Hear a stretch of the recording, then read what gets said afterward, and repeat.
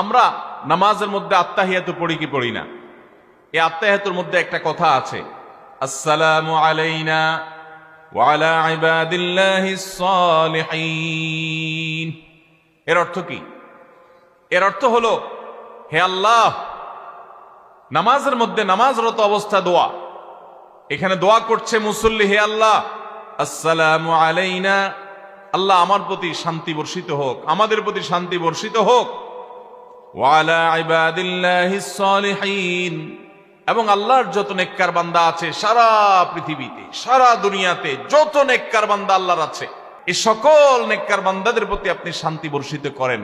আপনি যদি নিজেকে নেককার বান্দা হিসাবে শামিল করতে পারেন, আপনি যদি নিজেকে আল্লাহর হুকুম এবং আল্লাহর আনুগত্য কর্ণওয়ালা মানুষ হিসাবে গড়ে তুলতে পারেন, তাহলে অটোমেটিকলি আপনি সারা দুনিয়ার সমস্ত নেককার মানুষদের দোয়া পেয়ে